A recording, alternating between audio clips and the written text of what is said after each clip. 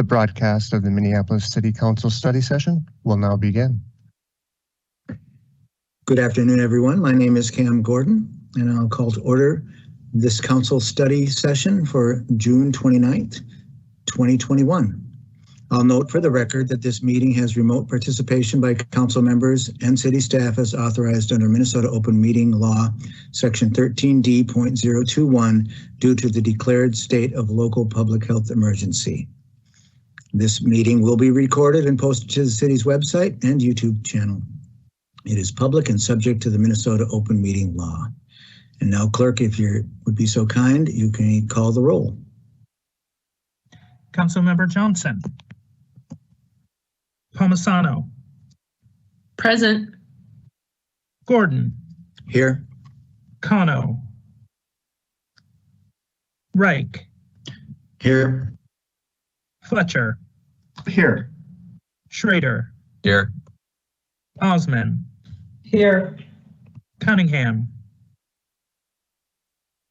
Ellison. Present. Goodman.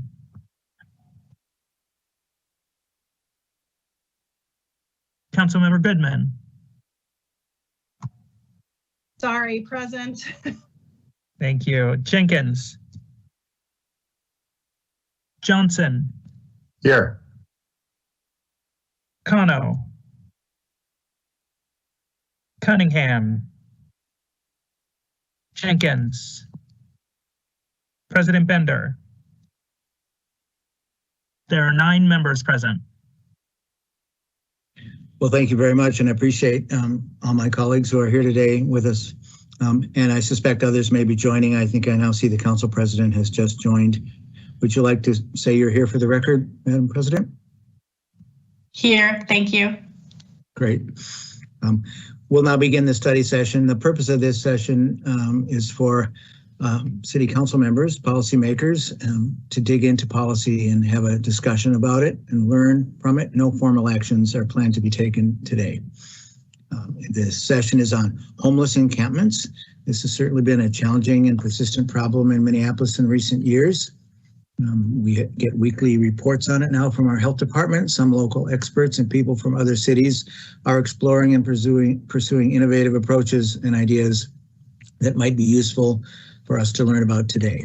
So for today's agenda, we plan for city and county staff to share some background and frame it up at the beginning of the meeting, and then hear from kind of an overview of what's happening nationally, but really drill down on 2 kind of case studies, one from Denver and the other Seattle, about the approaches they're taking to the issue. And then we'll get reactions and insights from local experts and end up with question and answer at the end. And I'm lucky to be doing this with my co-convener, Jeremiah Ellison. So you can take it from here. Thank you, Councilmember Gordon.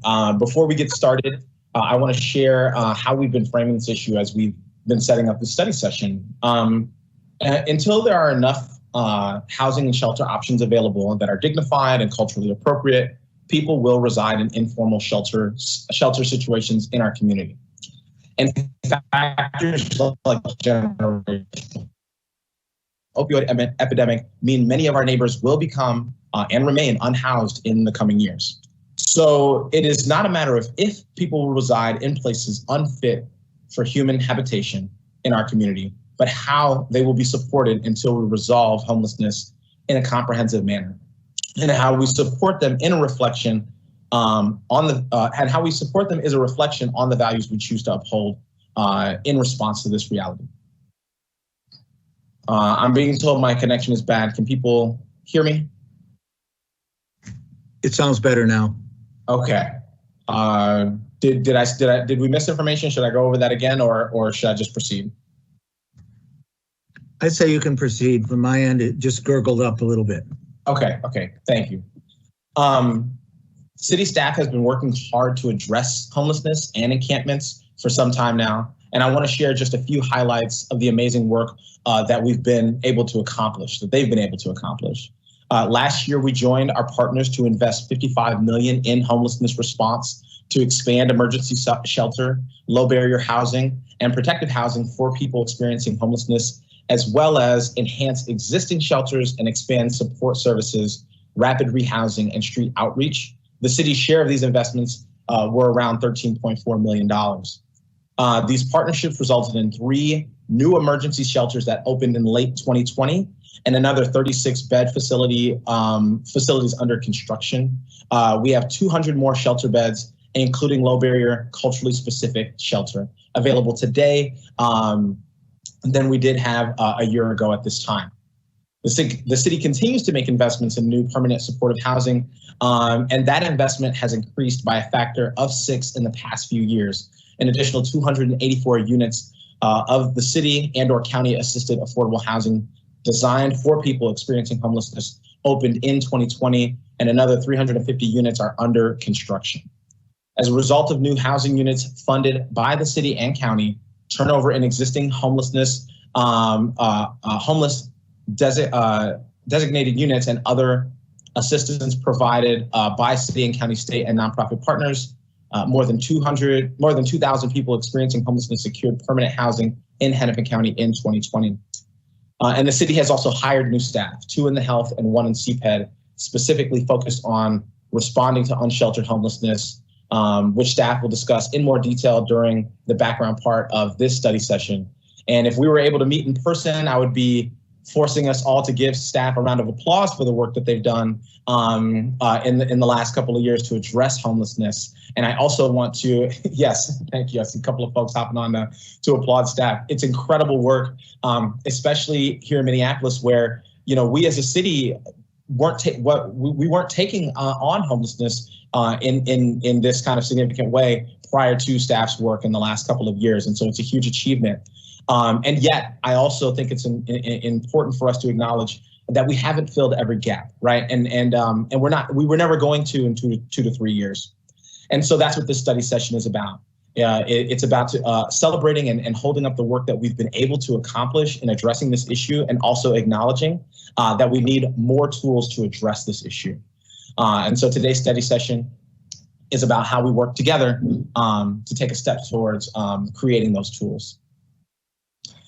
With that, I want to start us off by asking our staff experts from the city enterprise and from Hennepin County to share some background information and local context to set the stage. And I just want to thank David Hewitt, Director of Housing Stability at Hennepin County, Stephanie Abel, Department Administrator at Hennepin County Public Health, Noya Woodridge, Deputy Commissioner, Minneapolis Public Health Department, Katie Topinka, Policy Research and Outreach Manager with CPED, Minneapolis Community Planning and Economic Development Department. And those are our speakers, and I will turn it over to city staff. And before I do, I want to just acknowledge that our colleague Philippe Cunningham has joined the study session. So with that, please take it away. Thank you, Council Member, Council President, Council Members. David Hewitt, Director of Housing Stability with Hennepin County, and I've been asked to kick off this session with some local context along with colleagues. I do have to apologise, and I'll have to leave shortly after these remarks, but hope that I can give you some grounding and some information that will be helpful in the discussions that follow. Starting with the caveat that all data is flawed, but some is useful, I want to draw on a couple of different sources, starting with the annual point-in-time count that all communities around the country complete for HUD to kind of illustrate where we are right now. In 4 of the last 5 annual point-in-time counts, the number of individuals identified as experiencing homelessness in our community has been just over 3,000, between 3,010 and 3,060. And this is a one-night count, takes place in January, includes people who are unsheltered, who make up just over 20% of the most recent total, and those in shelter and transitional housing projects who make up just about 80% of that total. Now, the seeming consistency of that top line number can, however, mask some pretty important shifts below the surface. Firstly, family homeless numbers reduced by more than 40% from 2014 to 2020 and have reduced even more dramatically since the onset of the pandemic. At this point in 2014, there were 242 families with children in shelter. At this point in 2019, there were 94 families with children in shelter. And today, the number of families in shelter is 39. If we assume 2 children per family, that is approximately 400 fewer children that are homeless and in shelter today compared to this very day back in 2014. However, this has been offset by an increase in single adults experiencing homelessness and a commensurate increase in unsheltered homelessness, which is predominantly experienced by single adults. That has seen the unsheltered number increase year on year to its highest rate in many years, exceeding 640 in the point in time count January 2020. Our community was unable to carry out a full unsheltered count in 21 during the pandemic for obvious reasons. But of course, we also saw the exponential growth of encampments in 2020. This time last year, there was the Powderhorn Park encampment, which alone accounted for nearly 300 people when censused. And at the same time, there were several other large and many smaller encampments around the city. Right now, the weekly city overview of encampments that was referenced by the council member has identified more than a dozen active notable sites. Estimates of the number of people staying in them are challenging, and any number should be taken as extremely speculative. It should also be noted that many of those experiencing unsheltered homelessness are not in encampments, but in other settings not fit for human habitation, such as sleeping on transit. All of that said, the estimate I have seen of the number of people staying in the currently identified encampments is between 250 and 300 in total. Something that both the point in time figure and this encampment specific figure also masks is the amount of daily movement that occurs. Across all of 2020, as you just heard, the total number of people who exited homelessness to a permanent destination, and this is across all the programs operated by non-profits, some of whom are on the panel today, that number was 2,165. So that's almost 6 people a day, every single day, for 365 days straight during a pandemic, who ended their experience of homelessness and moved into a permanent home. Thousands more people stayed in shelter or unsheltered situations and left that situation, but without a known destination. However, again, the flip side of that is there are thousands and thousands more residents who are experiencing housing instability in our community who can be tipped into homelessness. And by way of example, we had 12 completely new people, never seen before in our system, request shelter through the Adult Shelter Connect just last Friday. This was higher than the daily average, but illustrates the challenges faced and the need to continually be moving people out of homelessness every single day if we are to avoid homelessness at the scale faced by other communities around the country. With regards to why people become homeless, of course, every story is different. That said, there are broad threads that we see. Family homelessness is more often preceded by extreme financial shocks, and the eviction moratorium and rental assistance that's been available has, I believe, played a major part in the last year's reduction of family homelessness. Whereas single adult homelessness is more often the culmination of a long period of housing instability accompanied by other major challenges and housing barriers. And some of those have been referenced, whether it's around chemical health, mental health. And we see that this is especially the case in encampment situations. It is those challenges and barriers that the homeless response system seeks to address primarily through 2 overall measures, which simply put, I describe as places for people to go and people to help them get there. And those places for people to go may be shelter for some as a short-term emergency option. And we've seen some new modalities open this year. Again, already referenced the Avivo Villages model, the American Indian Community Development Corporation's Homeward Bound shelter, and they were specifically designed to better meet the needs of people who've gone unsheltered. Existing shelters have also dramatically changed in line with and really with the direction and the momentum behind the Street Voices of Change and their Shelter Bill of Rights. Shelters are now operating 24/7 along those lines. Housing always remains the goal, and stimulus funds are being used to develop new SRO housing, rapid rehousing programs. Public housing authorities are about to bring online more than 300 rental assistance vouchers specifically targeted to people experiencing homelessness. And that's where we also need those people to help folks get there. And the city has increased funding to non-profit outreach teams, again represented on the panel today. And at Hennepin County, we're bringing online a new case management team to work with people on ending their homelessness, building off some of the work done through the pandemic.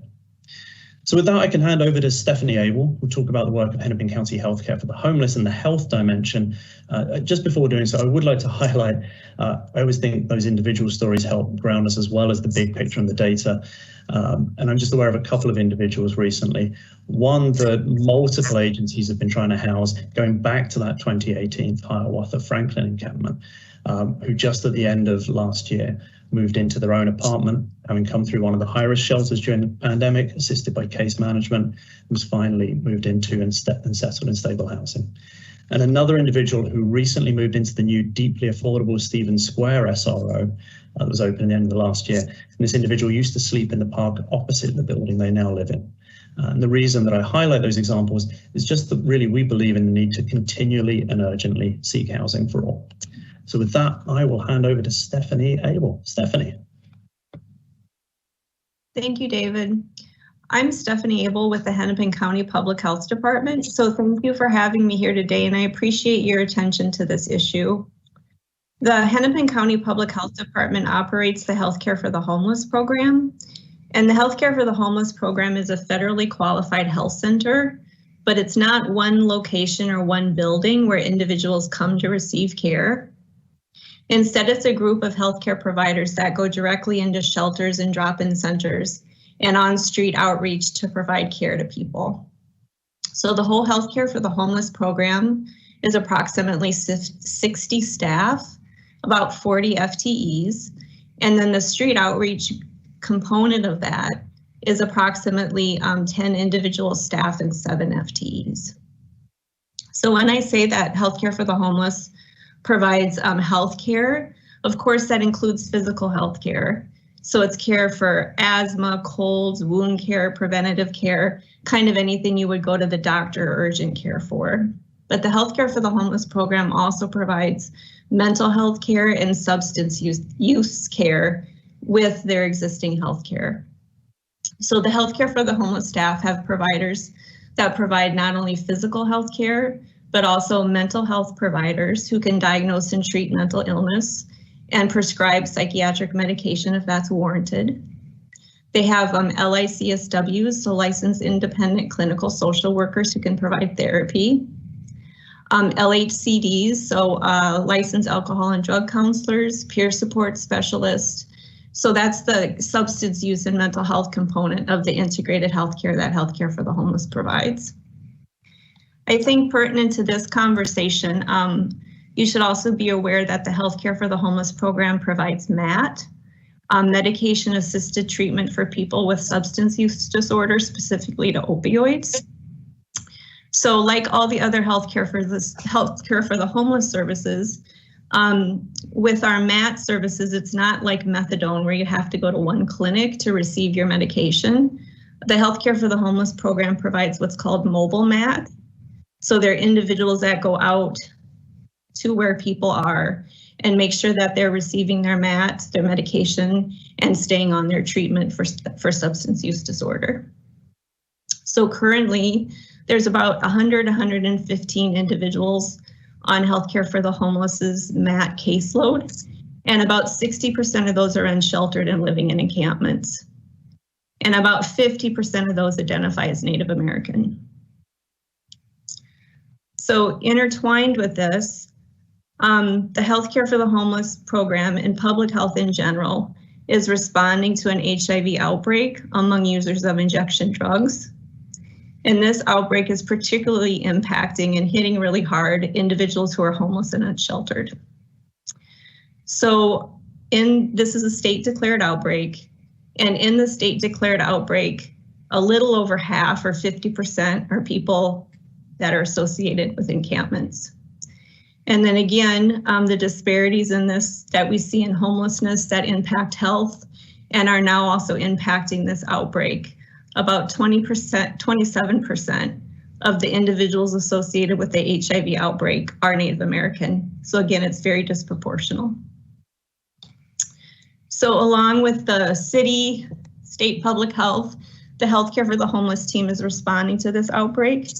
We're providing testing along with some community partners that you're going to hear from later today. And the whole idea is if we can test and get people into early treatment for HIV, people can be healthier longer, and it also prevents transmission. We're also trying to get medication that prevents HIV to people that are high risk to acquire HIV. And then that in combination with our MAT program, that if we can try to decrease the injection drug use, then we're decreasing the risk of HIV. So that's just a little bit about where we're at in the Healthcare for the Homeless program in Hennepin County. I, like David, have to run to a next meeting. So I'm going to turn this over to Noya Woodrich, who is from the city's health department. Thank you. Good afternoon, everyone. I'm going to talk a little bit about what our public health response to the encampments has been, and this dates back to the first large encampment in 2018, the Hiawatha encampment. In the Minneapolis Health Department, we have been the group that is responsible for the placement of porta potties and hand washing stations. And we, for both the porta potties and hand washing stations, use a World Health Organization guidance for how many of each should be placed per number of people in an encampment. So for instance, for every 20 people, we place at least one porta potty per the guidance. We also work closely with Public Works to make sure the trash is cleared from the encampments. Typically, some rollaway trash cans, or in some instances, dumpsters are provided at the different encampments. And right now, in those encampments where we have trash service, those are getting serviced daily. We also have provided hygiene kits or hygiene supplies and PPE, personal protective equipment. That more in particular over the last year as a result of COVID. This last winter, we were able to provide some winter wear. We provided some gloves, some boots, and some hand and feet warmers to our outreach partners so they could distribute those to those residing in the encampments. Along with CPED, we've been able to provide drinking water over the last year and a half, which our homeless outreach coordinators hand out daily when they're out at the encampments. And then we've also provided, with each porta potty, hand washing station, and trash receptacle, we've also provided, in most cases, a syringe box to help try to mitigate the syringe litter issues that tend to go along with these encampments. We do, as was mentioned earlier, have 3 homeless response coordinators in the city now. 2 of them are housed with us in the health department, and 1 is housed in CPED. They are charged with tracking and monitoring all of the encampments, and I will say that they also are doing some tracking and monitoring of locations that are not encampments, but are gathering locations for people that are unsheltered and homeless. They also do all of the coordination with our internal or city partners, so Public Works, my gal from CPED and Bobby and Jose from Health meet regularly to discuss the work that they are all doing in relation to the various encampments. They also communicate regularly with our county partners and with our community-based outreach partners to ensure that those residing in the encampments receive the offers of service that so many are providing. And then lastly, we hold some contracts for service. We hold 2 in particular in the health department that are related to homelessness, and more specifically, these 2 contracts are for that crossover that Stephanie was talking about, the HIV outbreak and the fact that it's tied very closely with the encampments.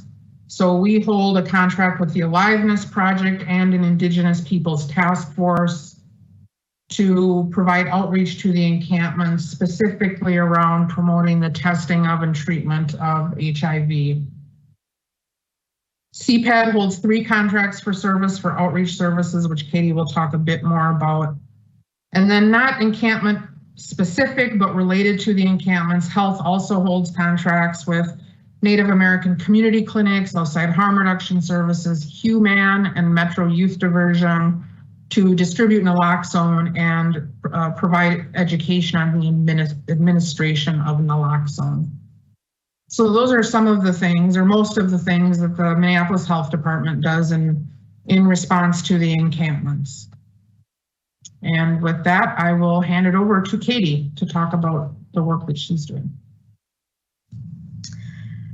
Good afternoon. I'm Katie Topinka. I'm the Policy Research and Outreach Manager with the Community Planning and Economic Development Department at the city.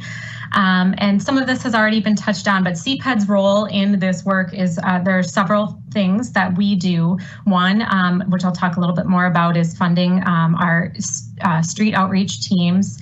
Another is, of course, investing in new permanent supportive housing and low barrier housing, and also working on policy around zoning. And then we also have a formal partnership with Hennepin County's Office to End Homelessness through an MOU, through which we strategize together on homelessness response.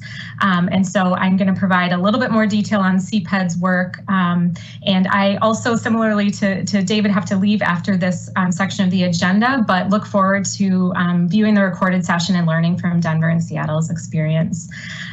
So I'm going to reiterate a few things that have already been said. I'll try not to be repetitive, but the city's goal is really for all people to gain access to permanent housing that is safe, stable, and affordable over the long term. Since March of last year, as Councilmember Ellison mentioned, we have invested $13.4 million in new shelters to expand street outreach and in rapid rehousing.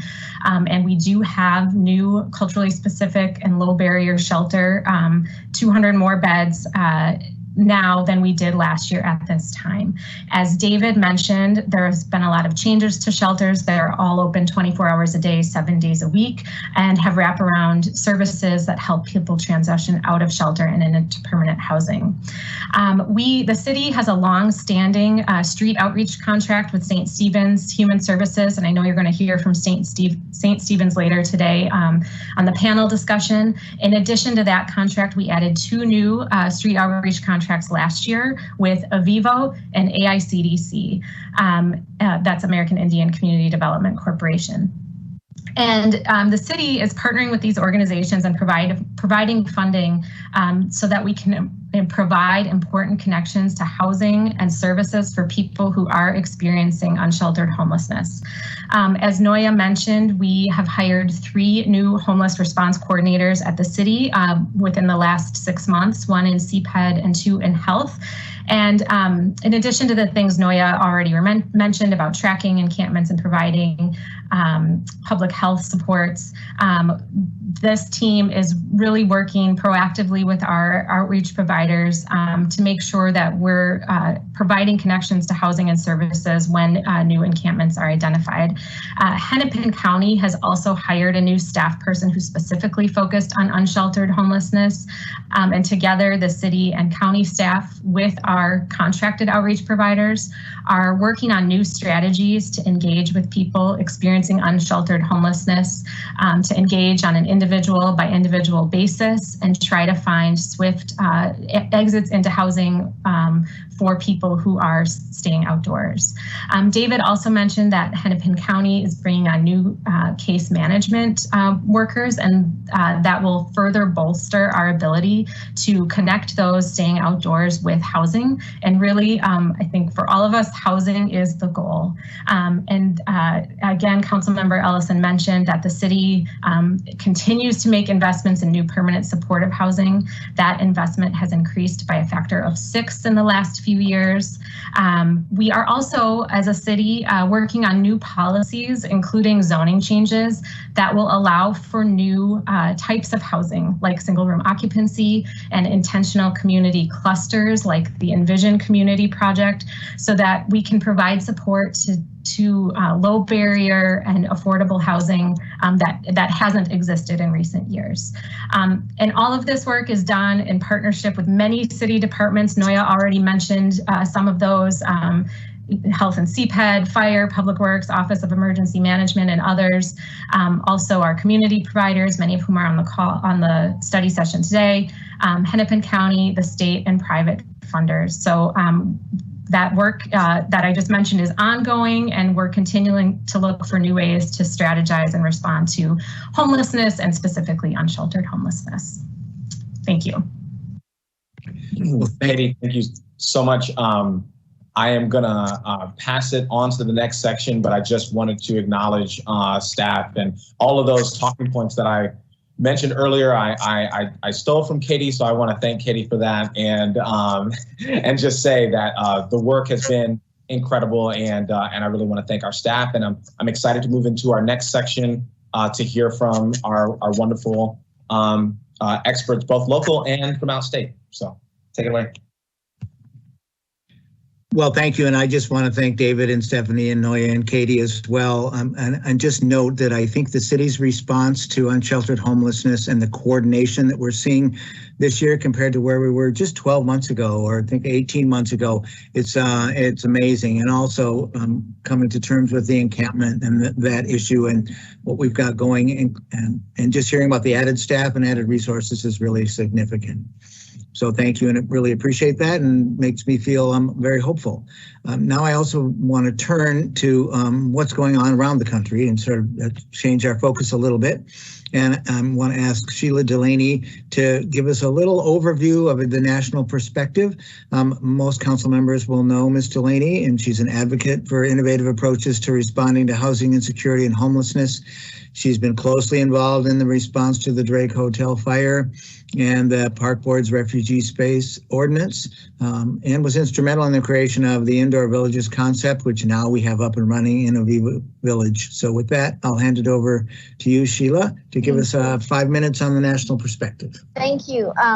Thank you very much for including me in this. What I'd like to focus on in terms of giving us a framework for what we'll be hearing. We're very lucky. We have guests from both Seattle and Denver who are willing to share what they are working on. We have Chris Connor, who will give us the local government perspective. And then we also have Cinda Stenger and Willow Fulton, who are actually Community Advisory Committee members to Tiny House Villages in Seattle. They have a very interesting perspective. I know that as elected and administrative leaders, it's always a challenge to start new things in any neighborhood, and I think we can learn some unique lessons from their experience. Moving on, just wanting to share that there's a lot of resources that I'm sure you're aware of, but did want to call your attention to. We have some information from HUD that provides kind of a typology on how communities, municipalities, counties respond to encampments. There is a range of response. If we can advance when you have a chance, that would be great.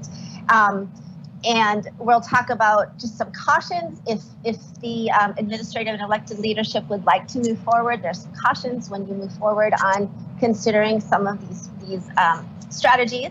And then we'll hear from our guests. So if we could just quickly advance through the typology.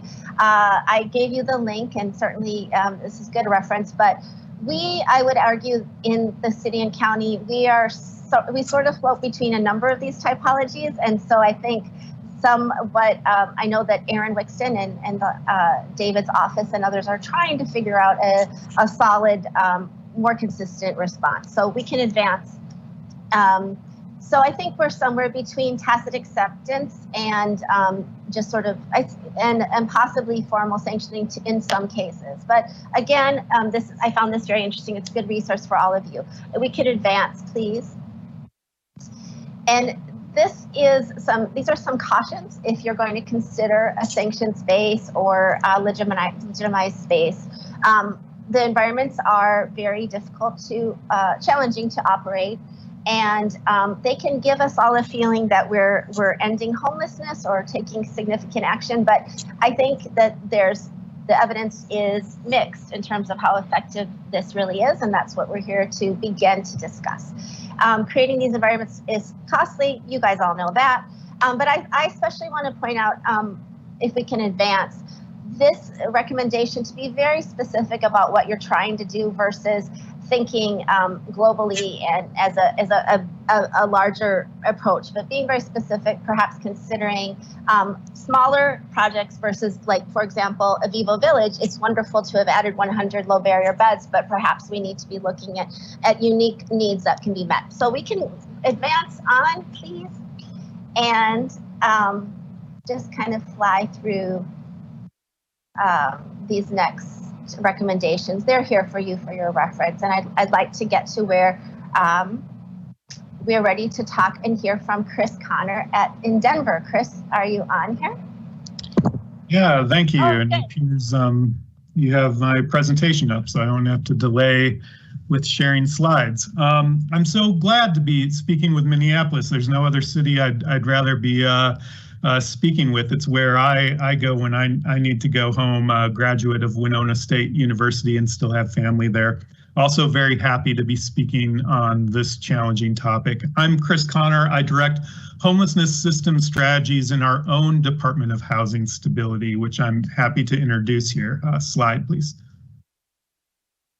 So HOST is Denver's newest city agency. It's only as old as late October in 2019 when our mayor, Michael Hancock, signed executive order to establish the agency. Prior to that, our response to homelessness and housing was rather than agency-based, it was really programmatic-based, and in between our Human Services Department and our Economic Development Department that handled all the housing development and such. So creating a new agency allowed us all to be operating under the same roof, so to speak, and not be rowing boats to different islands of this work. So slide.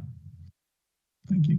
So we serve about 1,800 people in rehousing and supportive housing programs, and we identify similar inequities that cities across the nation are identifying. So in the case of rehousing and supportive housing, about 60% of those households being served there are Black, Indigenous, or people of color, compared to 46% of our population here in Denver. Also leaning high on women that we're supporting, as well as folks who are aging. By rough estimate, Minneapolis and Denver aren't very far apart. The figures that Mr. Hewitt shared from point in time reflected here in Denver. In our latest point in time in 2020 found 4,171 households in homelessness here in Denver. And within that, 996, so roughly 1,000, were unsheltered at the time. When we're approaching unsheltered people experiencing homelessness, we're serving about 11,000 or more annually within our shelter system. Not necessarily all at once, but when we look and identify how many individuals have come through the system, it crests above 11,000. 1,300 plus through our outreach programs. Our outreach looks similar to folks. We have a street outreach collaborative of 3 different community-based organizations, but we've also seen a proliferation of different outreach responses during the pandemic. We also see inequities within who's accessing our emergency-based levels of care. So 53% of guests in shelters, 57% of our outreach clients are Black, Indigenous, people of color, compared to that same 46% of our population overall. We've done a number of different strategies that have been pandemic related, and I've narrowed my presentation to really focus on our safe outdoor space model.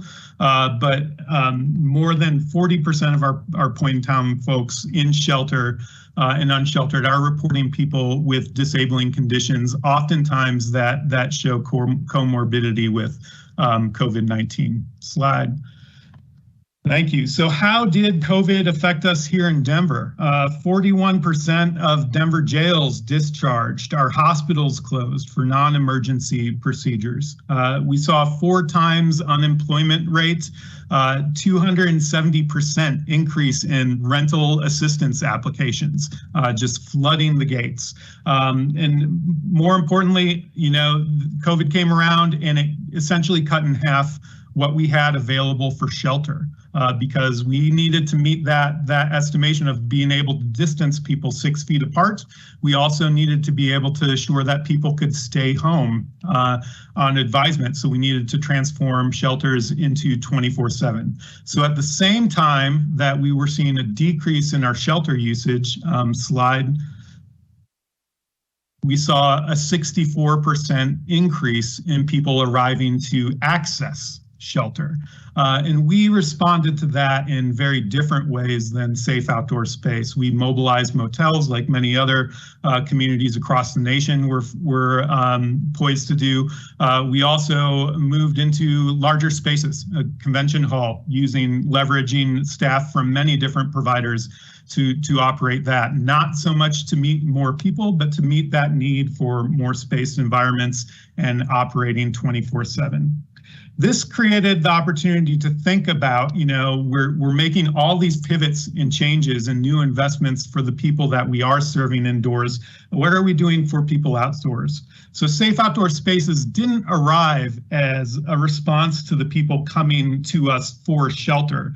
Safe Outdoor Space arrived to us as a innovation or an area that we could work to serve the people who weren't coming to us for shelter, who were remaining outdoors. The dynamics of encampments were changing in Denver in size and scale of what we were seeing in unsanctioned encampments. Previously, in Denver, a 12-structure encampment would have been considered a large encampment, but in the summer of 2020, we started seeing these encampments developing with 100+ people in them, 80+ structures.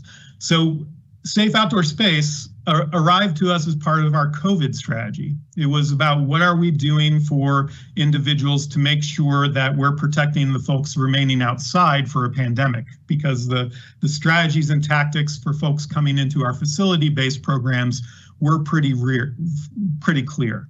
So we reached out to community-based organizations. We had heard steady drumbeat for stepping into this model, and we as a city had some healthy skepticism about what stepping in would mean, but we seized upon it within the frame of this is part of our COVID response. So resources that were applied there largely were about basic needs services, bathrooms, hand sinks, the trash, the drinking water, heat, showers, all those hygiene stuff, as well as a place to be and stay put. It also allowed a stabilizing place where we could integrate services and provide 24-hour access to supports there. Slide. So the three main things that came through, the reasons for Safe Outdoor Space, and this was very important to bring this on board. One is it mitigated the impact of the pandemic among unhoused neighbors, those who weren't accessing facility-based program. Equitable access to the services such as healthcare and ongoing case management that we were investing in facility-based services. We found that we needed to find something to augment our outreach efforts.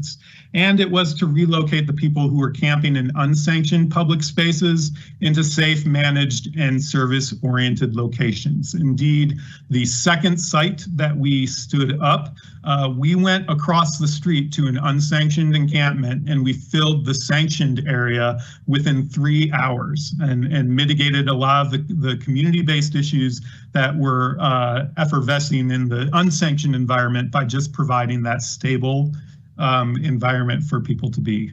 Next slide, thanks. So as we were bringing this on board, one of the hardest things that we found was where are we going to site these? Where are we going to locate them? When I started talking to the city about it, the consensus was this is a lot easier to get done if we have community-based support, if parking lot faith groups that want to embrace this as well.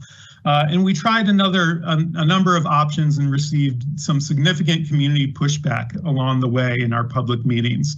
What was really important, we found after maybe 3 go-arounds of these sessions, was to give a vision, actual, not vision in words, but an actual representation of what safe outdoor spaces look like. The optics are important. We found that the public, oftentimes reading the headlines, seeing photojournalism of what encampment means, it doesn't look safe. it doesn't look healthy, right? In the news, unsanctioned encampments don't.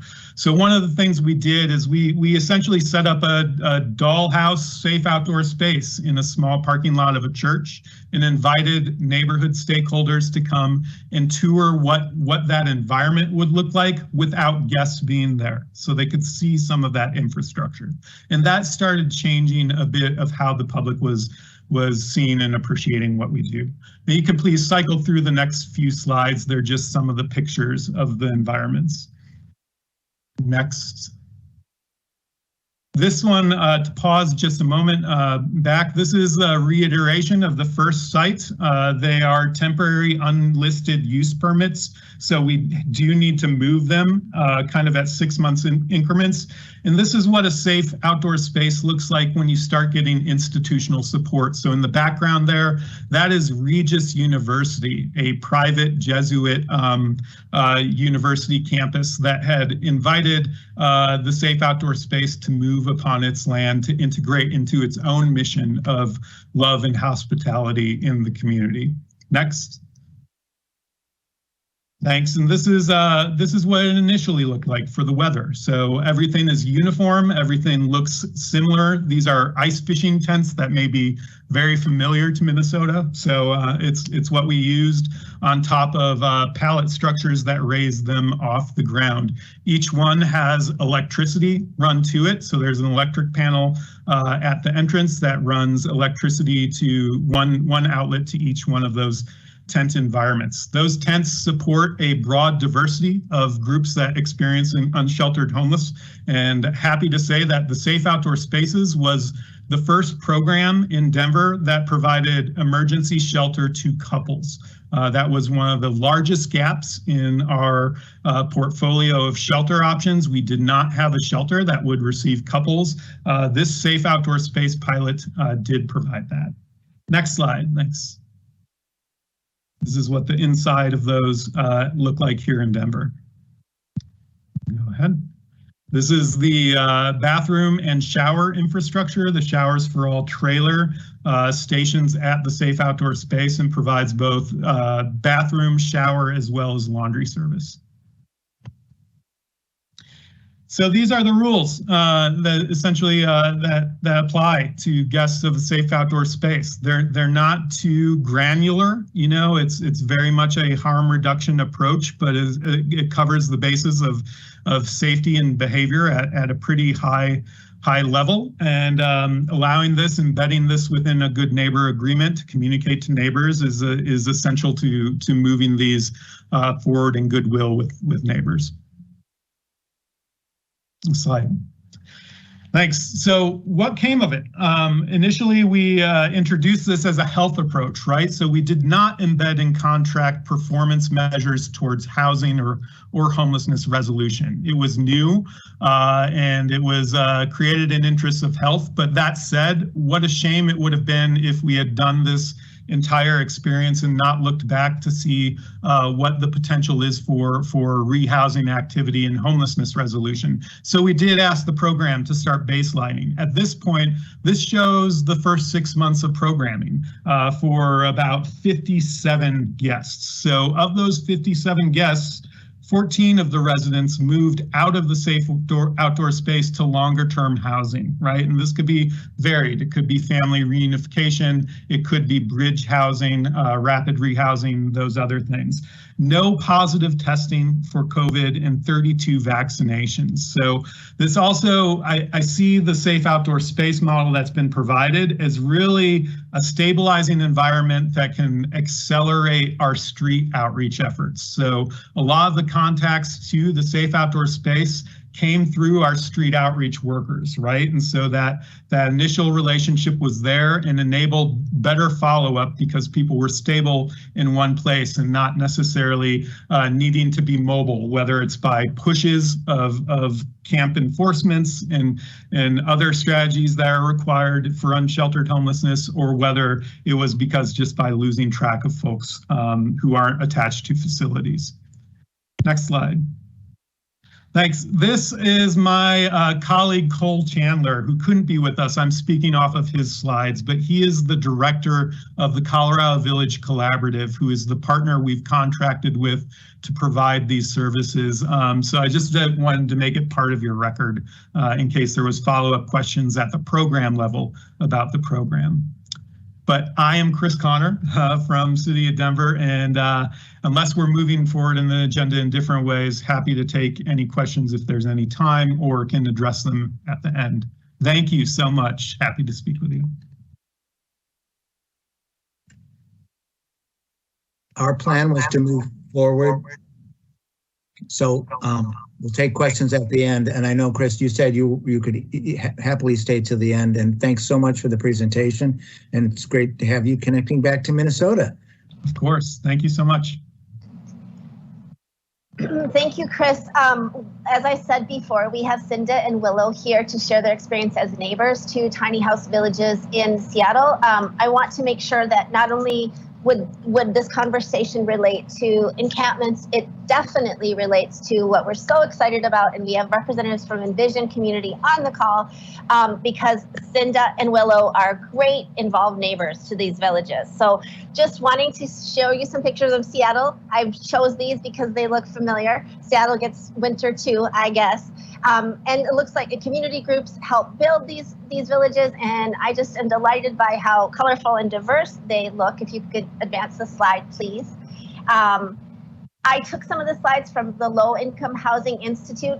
Several people on this call have already had calls with them. They are the operator, and Cinda and Willow will talk more in depth about what they do, but just wanted to give you a flavor for these villages. There are, I understand, 10 currently in the Seattle city limits.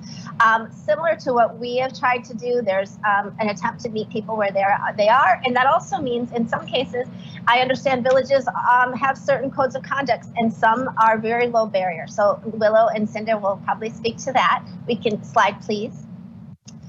And I shared just a few images and also actually a code of conduct. Willow and Cinda, I don't know if this is the current code of conduct, but it's the one that I found for Camp Second Chance, and that's the camp you're going to focus on. But wanting to make sure that among the varieties of villages that they have, there are these different forms of governance, different forms of staffing, and different cultures. Slide, please. One thing I noted when I was doing a little research is that while in Seattle, prevention is the most effective way to keep people in permanent housing, and of course, then after that is transitional housing and rapid rehousing, the villages are, at least we're trending to outperform both shelter and enhanced shelter. And in Seattle, I understand enhanced shelter to be shelter for people with higher needs who are particularly vulnerable. So I thought that was an interesting bit of data. Slide, please. And these community advisory committees look awfully serious to me, and we want to hear from both Willow and Cinda about how they work. But here's some examples of the application, an example of meeting notes. Slide, please. And I just want to offer to have Cinda and Willow take it away. And again, thank you so much for first, Cinda talked with a number of us on this call a couple months ago, and now you're back again and brought Willow, and we're just extremely grateful for your generosity. So take it away. Thanks so much. It's our pleasure. Thank you. Willow's going to start. Thanks so much for inviting us and for having this conversation. It sounds like you all have some great information about a lot of the options that are out there, and it's good to hear these kind of conversations happening. My name is Willow Fulton, and I am a resident of unincorporated King County, about 300 feet from the Seattle city limit, which is where Camp Second Chance is located. Within 500 feet of the parcels that they're located on. And I want to make it clear that I'm not any kind of a professional around homelessness. I don't work with any of the agencies. I am just a neighbor who lives very close to one of the encampments that turned into a village for us. And I'm also a little bit about my own personal experience and where I come from with this, is that in my fairly distant past, I've been a person who had some significant struggles and benefited from people meeting me where I was at, which helped me find stability in general and the ability to become a productive member of society.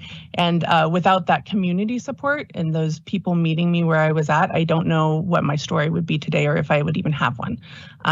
So that's just kind of my own personal perspective and where I come from.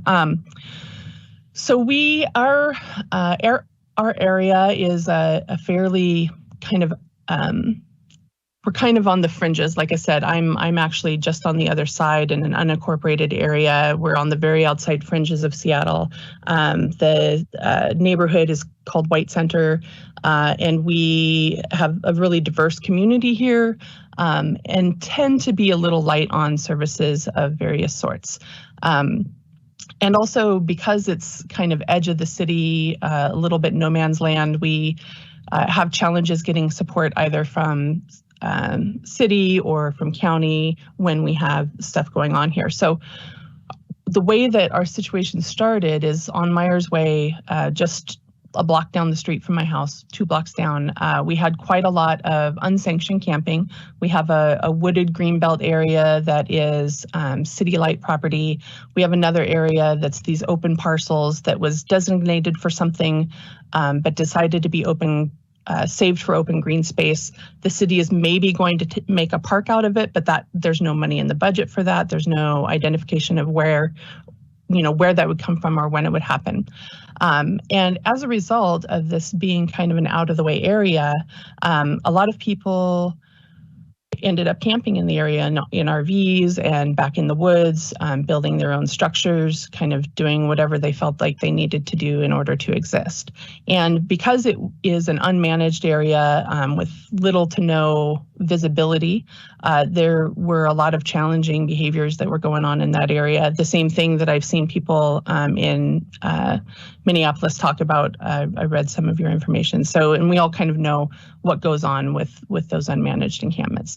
And I can, I'm close enough to the area that I can hear what was going on in the woods with my bedroom window open at night in the summer, And looking at the situation there and seeing folks coming out of the fenced area in obviously very desperate condition, which I've been in myself, I wondered what could possibly make a difference in this kind of thing. And a little while later, I did some thinking about that, did some talking to people, and a little while later, a group that had been camped on church property for a while had to move. Their agreement with the church was up, and they moved into one of the open spaces that was nearby us. And, many of my neighbors had been talking about the challenges in that area for a long time. The biggest complaints that were there, that people talked about was the garbage and, it not being hygienic, that kind of thing. There were some just suggestions made of what if we had garbage service, what if we had, hygiene services or bathrooms. And many people thought, oh, if we do that, then, that's providing them too much, almost like a tough love by not providing, hygiene services. So one day somebody posted that some folks in tents had showed up in the area, and oh my gosh, they even had a porta potty in a kitchen tent.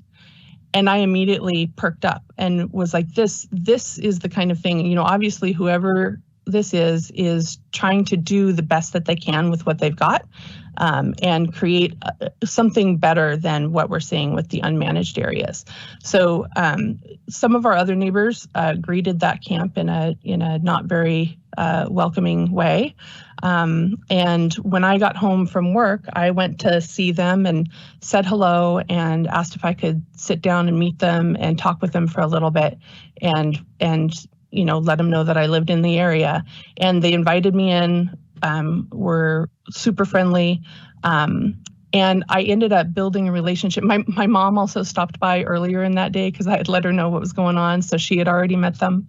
And I ended up building a relationship with these folks and supporting what they were trying to do, which was just to live safely and stably, and to create a community unit that served their basic needs. some of the things that they didn't have with where they were was running water. And me and some other members of the community ended up filling 20 water jugs every couple of days from our hose spigots and going and picking up those water jugs in our cars, taking them back to the folks at the camp in order to make sure that they had clean, fresh water. And one of the things, you know, from that, you know, from just that little interaction, you know, the first person that had posted, "Oh my gosh, these people showed up on our street, we better do something." I reported back to my neighbors the experience that I had meeting them, and that it was much different than what some of my other neighbors had experienced. And one of the residents of the camp was a small family, so a man and woman and their 2-year-old child. And when I posted to my neighbors that there was a child in the camp, immediately that first person that had posted said, "Oh my gosh, is there anything that they need? I can come and bring formula." That person went and met them and became an ongoing supporter of the village. And the reason that I want to highlight that is that one of the things that these managed and supported villages create that I think is so important that often gets not really overlooked, right? But, you know, so they provide food, they provide shelter, they provide, you know, hygiene services. You all have great information about all of that. The additional thing that they can provide once people in the community get involved and show up is those community connections and friendships and understanding. It provides a place where community members feel safe getting a little bit closer and seeing what's really going on and starting to understand the complexity of the different stories that happen that cause people to end up homeless. And I think, to me, one of the most important things is that, you know, the stories are really vast, and a lot of the things that are seen as the problematic behaviors related to homelessness are really symptoms of the fact that folks are unstable and desperate, and they're doing the things that they feel like they need to do in order to ease their instability and desperation, and also give themselves comfort, you know. So my experience, you know, and I didn't, you know, I wasn't deeply involved with advocacy work or anything like that before this started, but I am absolutely dedicated to supporting this village to be, you know, supported and managed, well functioning, and to last as long as it needs to last. You know, the other thing that's challenging is having a temporary situation where the folks in the villages know that they're going to have to move somewhere every 3 months, but they have no idea where. There's no ability for them to relax and just get stable and address their needs. So I really support this model. I don't think that it's the ultimate answer to homelessness.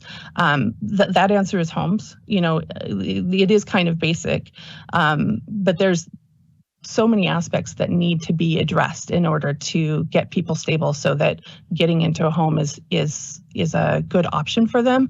But folks need an accessible step in the right direction, and just the ability to have a place to get hygiene, a place to get fed, be stable, and create a community network, I think is life-changing in a really significant way. And I think the numbers that have happened from these villages show that. Thanks. Thank you, Willow. Like Willow, I'm not a professional. We're just going to speak from our heart and our personal experiences with doing this kind of work. So my name is Cinda Stenger, and I am the social justice outreach leader at Alki United Church of Christ. And I came to know Camp Second Chance because my church raised a significant amount of money to build tiny houses for the homeless, but we had no idea how to go about doing that. We had been in conversation with Lehigh, but pretty much their model at the time was, well, you need to go figure that out yourselves. So the main thing we needed was space. We learned of Camp Second Chance through our networks and decided to go pay them a visit. And the first thing we noticed upon arrival is how clean and tidy and respectful and welcoming they all were. They instantly wanted to give us a tour. They want to show, they want to educate, they want to have everybody know openly, transparently how they live. So right away we were welcomed. We saw how the rules were posted and they were followed, and the campers showed respect, and like I said, a great amount of welcoming. We took a look at their space and said, hey, you have space to put in a workshop. We could actually build tiny houses on site. What do you think? Obviously they were excited. And then we set about not only setting up a program to build, but to build relationships. We had raised money to build about 5 homes. There were 30 plus tents on site. We knew we had work ahead of us, but we went ahead and got started, and something really interesting started to happen. People who were donating would arrive at camp and drop off their food or their clothing, and again, they're offered a tour, and they go on tour and they come back and they see what we're doing. They go home, they change their clothes, they grab their tools, and they come back and they join us. There's something really magical about having a hands-on program that directly affects people's lives. So all sorts of people started to hear about this. And eventually we had an architecture firm want to do, day of service with us. Store managers from Home Depot did service day. We had kids from the high schools needing their community service hours fulfilled. We had scout troops, a Buddhist group, other churches. So many people wanted to be part of this program because they knew they were directly affecting people's lives. And everyone who came on site, everyone who volunteered experienced and articulated the same thing. Wow, what a clean, tidy, respectful environment this is. It immediately disproved and broke down those common stereotypes of people experiencing homelessness and how encampments could be undesirable. Absolute opposite happened. These volunteers saw how rules and covenants were entered into by the campers with each other and how they were sustained. They saw how it was a clean and sober camp that practiced harm reduction, compassion, and it's not a coincidence they're self-named Camp Second Chance. They give themselves second chance. So if those broke rules and needed to be sent off site for a couple of days to get their stuff together, if they had to be banned for a couple of weeks, they kept their belongings safe, and when that camper was ready to come back, they were welcomed back. Our volunteers saw how great neighbors they were, as Willow described. They kept the streets clean, the area around them. They would go into the green belt on the other side of the street and help clean up. There was one night this winter that a tree came down in the middle of the road. And because there are security 24/7, they roused other campers and went out on that street, directed traffic, kept the community safe, and went about trying to move that tree. They are excellent neighbors. These volunteers saw how participation in the camp is priority. Everyone has to do security, parts of cleanup, cleaning bathrooms, kitchen management, donation management. Everyone is required to be a part of the community.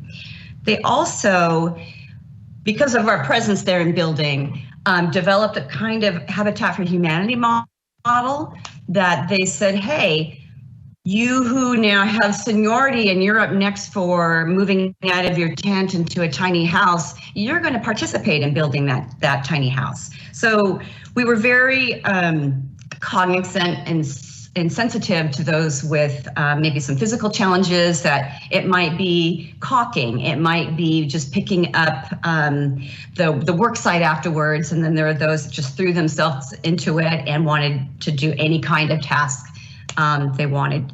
But it was important to note how they They decided this program and they initiated it upon themselves. So what this created, building on site with the campers side by side, it's what we called a transformation on both sides of the chop saw. So not only is the camper lifted up and has an opportunity to tell their story or communicate at whatever level they would like, relationships were built. So not only was the volunteer transformed in that relationship with the camper, we all were. The whole community was lifted up. My personal story, I painted soffits on the top of a ladder. John was on the tiny house next to me on the top of his ladder. I asked him, hey, tell me a little bit about yourself. And I learned that his family fled Cambodia. He was 2 years old. He was on the back of his grandfather crossing the killing fields to leave Cambodia and then to become refugees down in LA. And I could just see the trauma that he and his community had been through, and that breaks open people's hearts. So we set about raising money, which basically flowed in because of just people learning about what we're doing. The community was so generous. We probably raised over $80,000, and we were able to move every single person out of a tent and into a tiny house. And I can't even begin to express the joy that it is. I so get choked up about this. Handing over the keys to someone who's probably lived in tent for years. Handing over those keys, having them move into that tiny house and say, I'm going to put my bed over here, and I'm going to put up shelves here, and I'm going to have, artwork here. What that meant. And then to have them shut the door and lock it. And particularly for a woman, that she is now safe. Sorry. So we had the privilege of volunteers becoming leaders that came up in the program, and volunteers and those leaders become advocates. They become activists. You just have this natural community of people who will gather together and rally. And Willow and I, with other community leaders, had to, every 6 months we had to meet with the city in order to have Camp Second Chance have their lease extended. It wasn't a huge fight.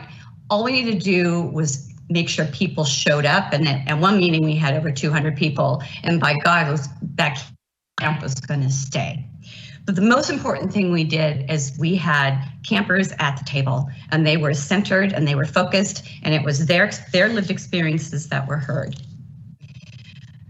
The CEC acts as a liaison between the neighborhoods and the village and the city.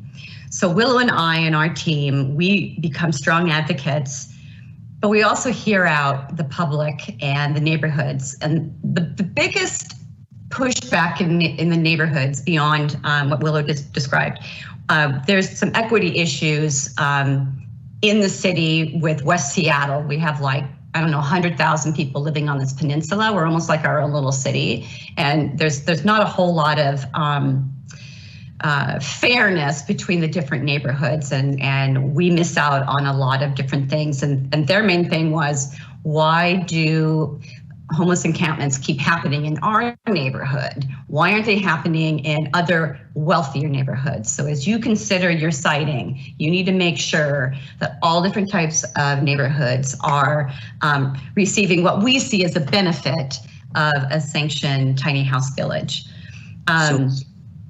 Sorry. I hate to interrupt, but we're running out of time a little bit. So if you could wrap it up for this, we still have a little more that we want to get to. And it's such an amazing story, though. I appreciate it.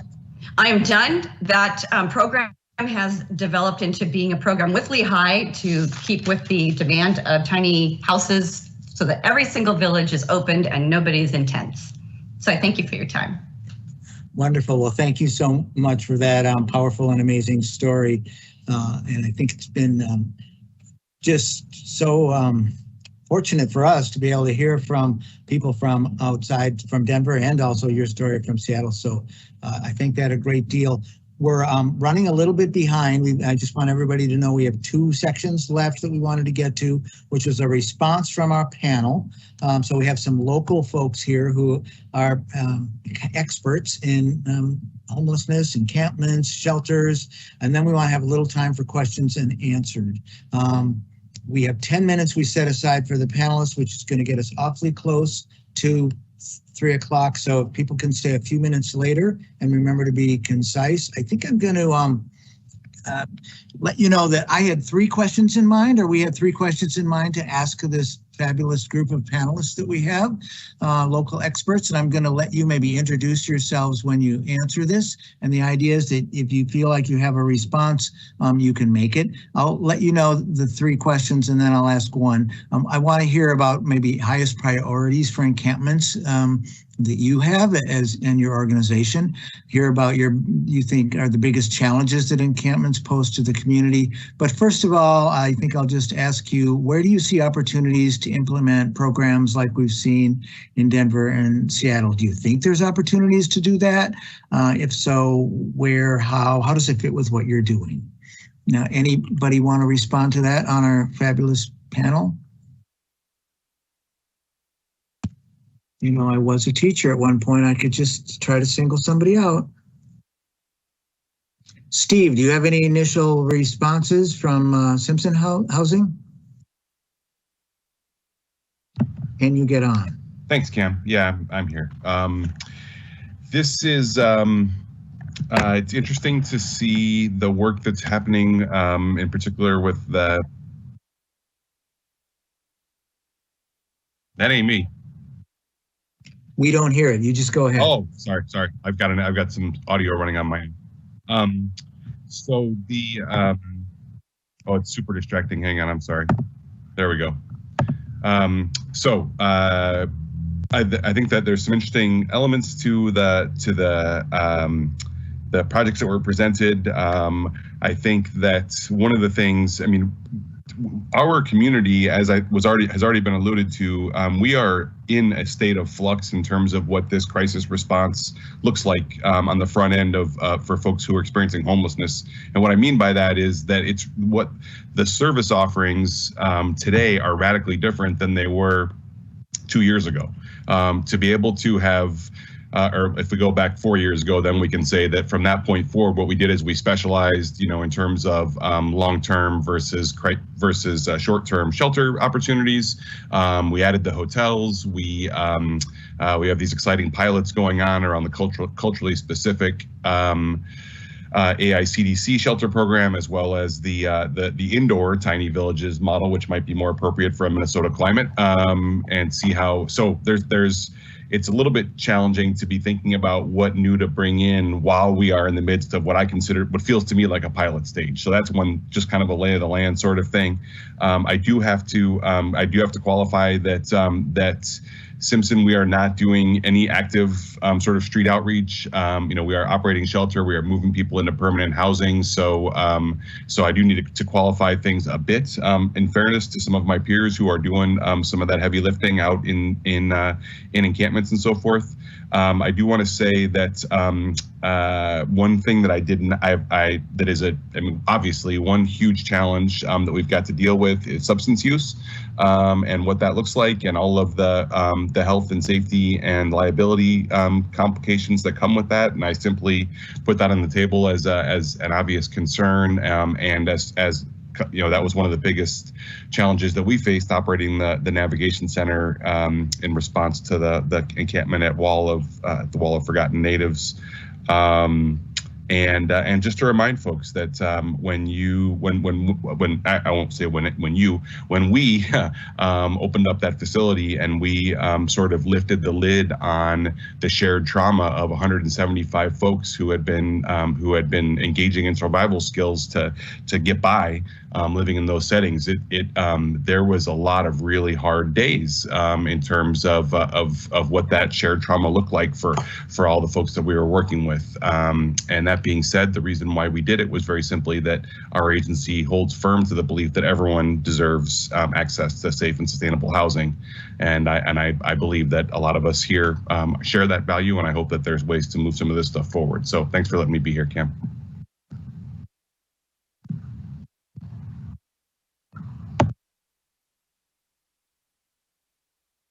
I appreciate that and appreciate the work you did at the Navigation Center and actually the fantastic work that all of you do.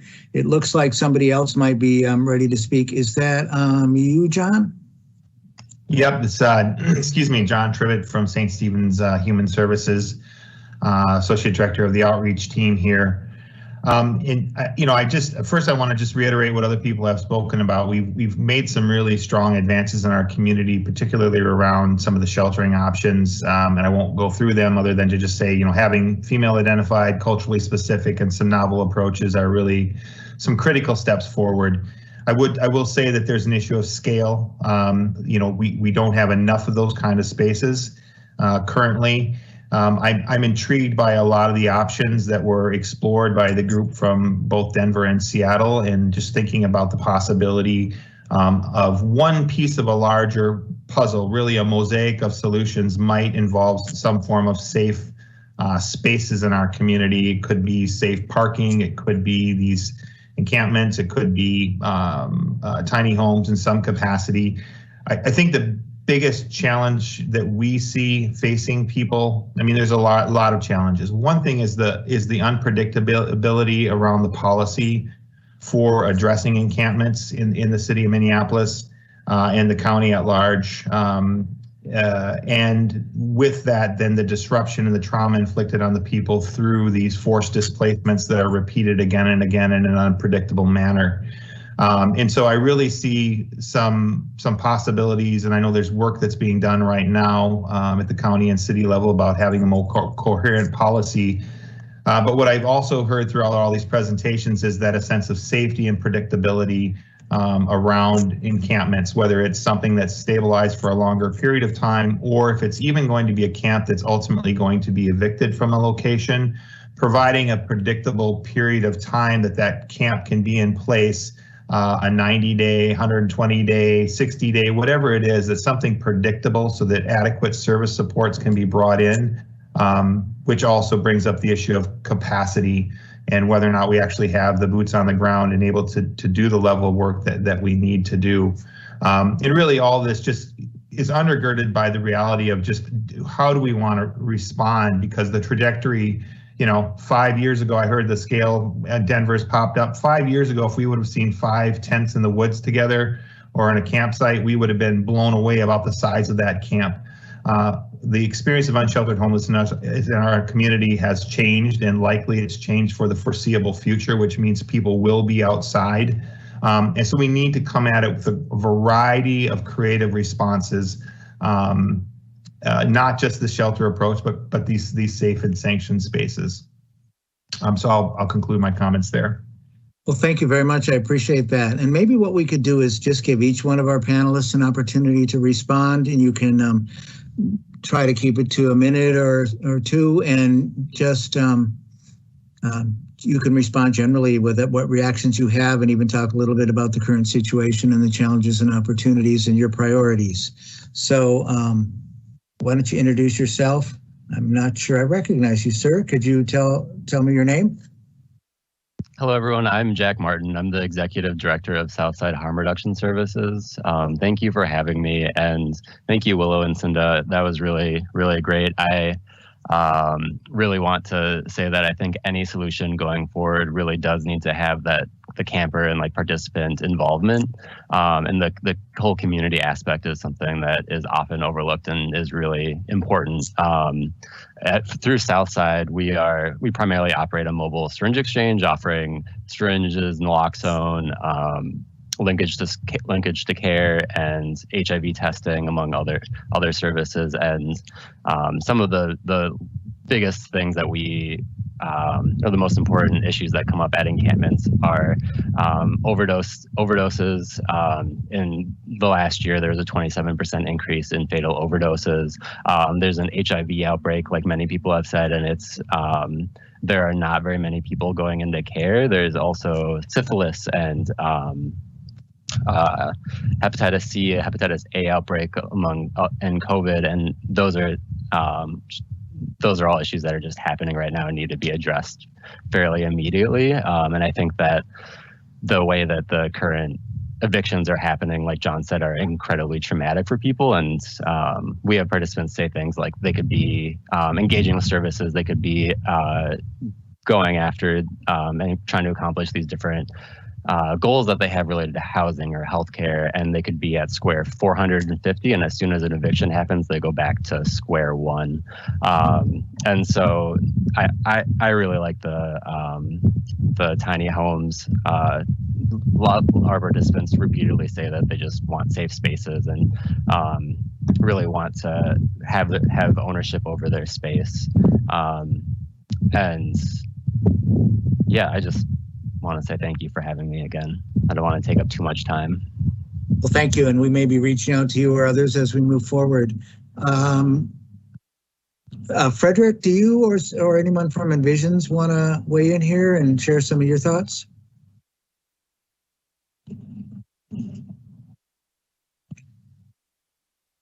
Anyone's welcome to turn on your camera, and if you can unmute your mic too, just chime in. Hi, I'm Stacy Schultz. I'm with the Link in our Safe Harbor division. So working with victims and survivors of sexual exploitation and trafficking. And so thank you for having me here today. I would say some of the priorities, like kind of a broken record, a lot of what's already been said. So access to resources and autonomy is a big thing for our unhoused neighbors. And so some of the challenges that I see is building trust, making sure that we are centering the voices of the people living at these encampments, and then addressing systemic racism within our systems and the broken systems that cause homelessness. Especially in Minneapolis, we can't continue this conversation unless we're talking about addressing some of those systemic changes that are needed. And so as far as like opportunities to implement, like the tiny house thing sounds so great. How amazing would it be if we could actually like hire and pay people who are living in these encampments to build these instead of it being a volunteer-based activity, right?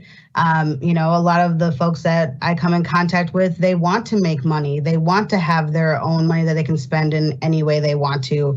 When we think about the things that are donated, they might not want that food. They might not want that hair care product.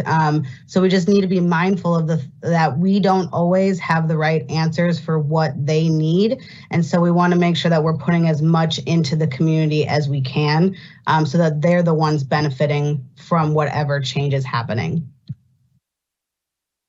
Thank you. Thank you.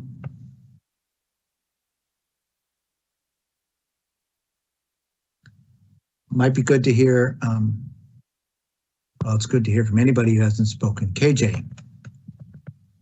Hey, thanks for having me. I was really surprised from the presentation to learn that these two models in Denver and Seattle, I think they both said that they barred drug and alcohol use. And I was just wondering if there had been a discussion in those two cities or if there's a discussion here about making safe spaces for substance use part of the conversation for these tiny homes or for these camp communities, because it feels like without addressing that part of the harm reduction, without applying that harm reduction model to these, it's really hard for me to imagine some people choosing to live in these spots. Hey, that was very interesting to me too, and I wondered what was when people got indoors of their little tent or house, what they were actually allowed to do. Willow, did you want to just quickly answer? Yeah, I can speak to that real quickly, and thanks so much for asking that question. I also think that it's very important that there be a mixture of solutions, and we do have a mixture here in Seattle. Camp Second Chance is a particular camp. That's the one that Cinda and I happen to work closely with. They came to our area with their own rules already that they had decided within their camp, and that was one of their decisions that they made. Lehigh does support, or at least has supported, other lower barrier options, and currently with some of the adjustments on providing services through the pandemic, some of that is sort of suspended with Camp Second Chance. I think that, like Stacy was saying, it's really important to make sure that you include the folks that are being served with making the decisions. And I think a mix is really important. I myself am a clean and sober person. I would not be comfortable in a low barrier encampment. I think that a lot of people who are out there, you might think, a lot of people think everyone's on drugs. Many of them are actually trying to get clean and sober, or have been clean and sober, know that they need to be in a clean and sober environment in order to do that. So it's important to have those as well. But low barriers are just as important. So how about if we jump to more general questions and see if council members have questions, or also if somebody on the panel has another question, since KJ took that opportunity. Or first, did you want to answer, Chris, a little bit about the drug use question?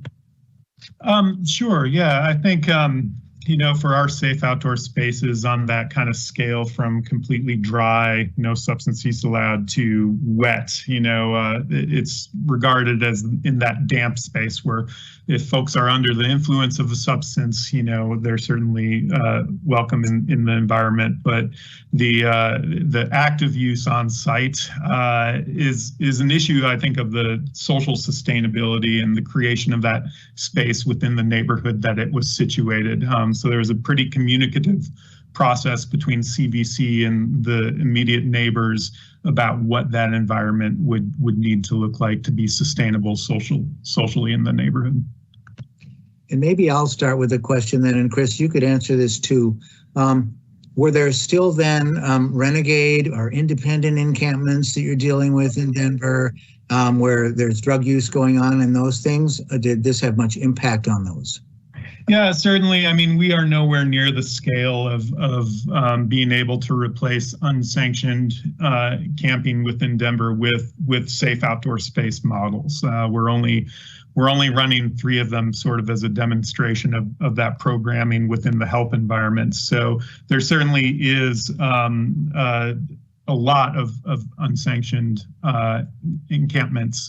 What I can say, our best bearing on the impact, though, was really in that case study of citing the first, or opening the second safe outdoor space directly across the street from an unsanctioned encampment, and seeing what change that brought to that dynamic of people. So all the sanctioned encampment was completely filled by connections that were just across the street in an unsanctioned environment that was aggregating a number of police calls, a number of messages my way from the immediate neighbors. Once we placed those folks into a more stabilized environment, those emergency calls essentially ceased. No calls were made to the sanctioned environment as we were able to stabilize more of those folks. Thank you. I appreciate that.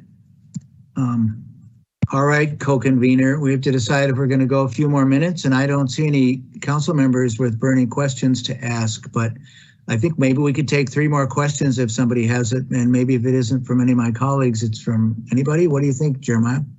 Yeah, I think that'd be great. I want to acknowledge, first I want to thank everyone and acknowledge that we are 2 minutes over time, and if folks are able to stay on and ask their questions and hear from this awesome panel, I would welcome that. And so I see Council President Bender in the queue.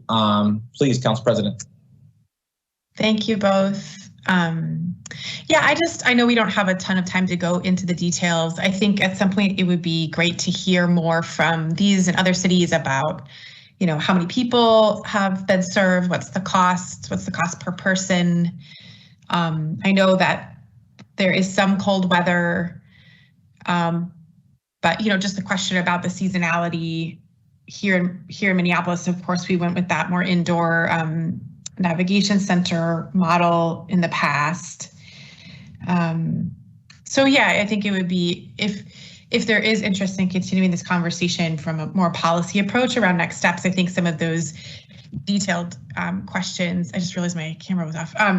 Some of those detailed questions about costs would be helpful. And I just also wanted to note that I think it was in the Austin presentation for the ARPA funding that, or maybe it was Denver or Seattle, there was a city that was experimenting with direct payments to folks who were experiencing homelessness.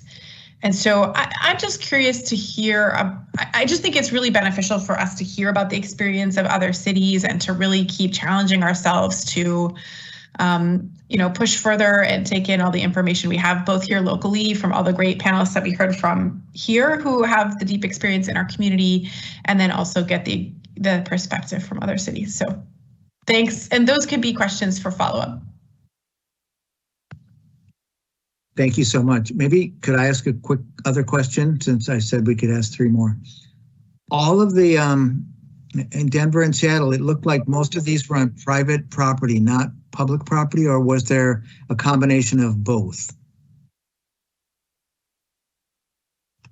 Ours are on private property, largely in partnership with faith communities. Okay.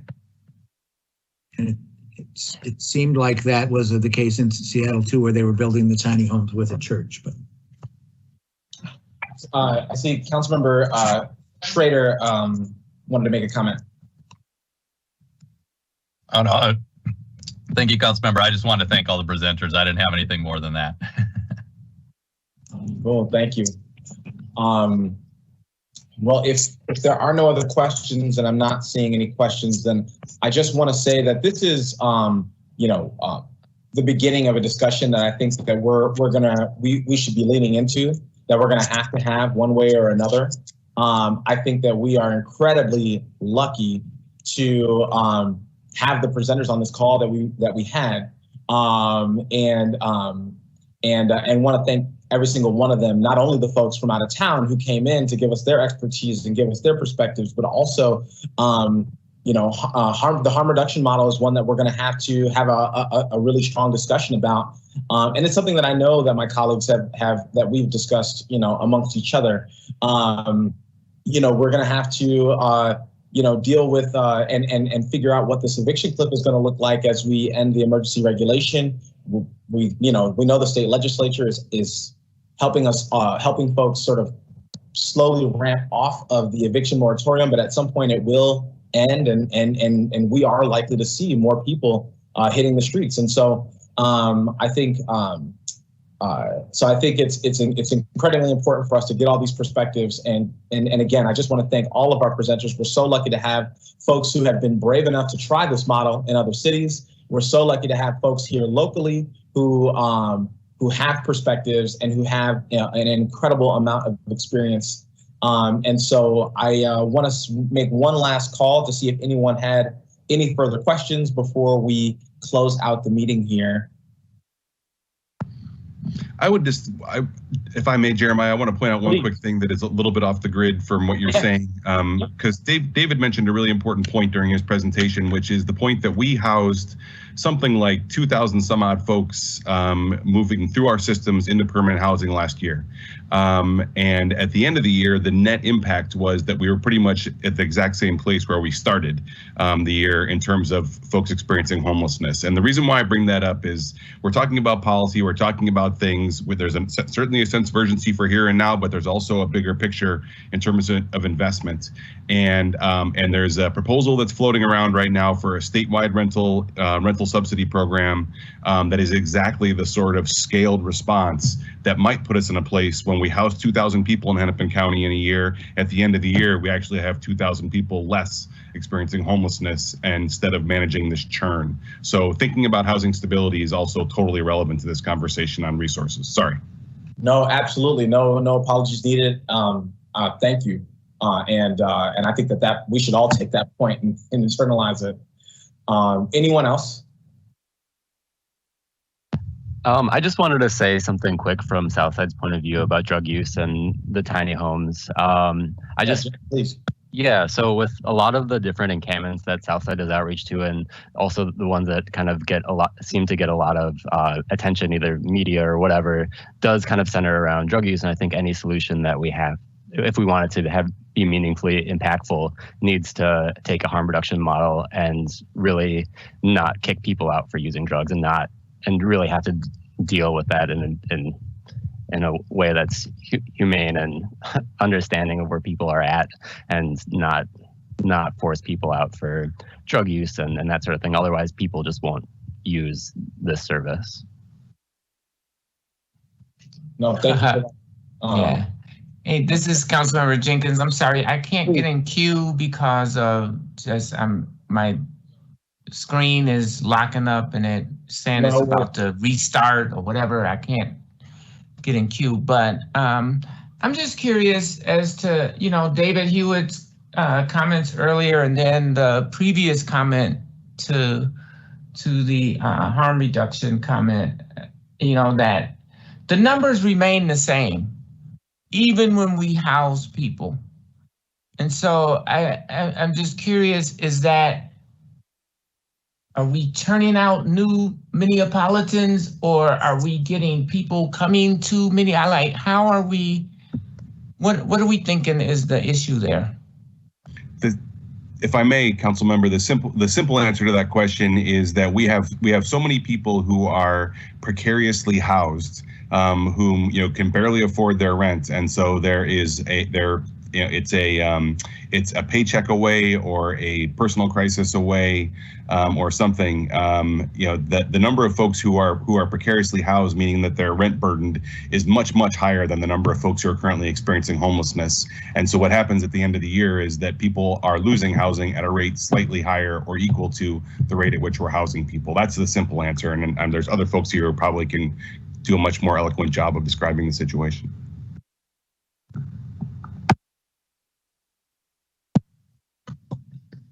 I'd just add that anytime we're looking at a number on homelessness, bear in mind that that's not a static number. So our point in time measures, Denver's 4,100, almost 4,200 people who are experiencing homelessness are experiencing homelessness at a point in time. So if I had 4,200 units, put all of them into that housing, would the city of Denver be stabilized? Yes, but for a matter of time, right? Homelessness would eventually befall a new cast of folks, new cohort of folks that we would need to respond to. So I'd look to, there's the notion of a functional zero measure that looks at balancing the amount of housing opportunity coming in with the pace that people are establishing homelessness. It's always important to remember that housing, we don't talk about it as a supply side issue, but it really is. It's not the demand. It's not all about the pipeline to housing and improving the pipeline. It's that pipeline needs to lead to the supply of housing available. And that's what you really need to hone in and monitor. Well, we are at 3:11, and I want to thank everyone. I plan to continue this discussion. I think it's really important. I think it's really important for us to make sure that we're acknowledging the work that we've done, so that we know, hey, what's working, but also not get so self-congratulatory that we don't acknowledge that to Steve's point, that that folks are, precariously housed, dubiously housed, and they're ending up on the street at sometimes at the same rate that we're able to house other folks. And so I want to thank everyone who came to present, every single person who was on the call to answer questions. I want to thank my colleagues for engaging in this discussion, and I look forward to the next one. And so with no further action before us, I'm gonna propose that we end the meeting. So, meeting adjourned. Thank you, everybody.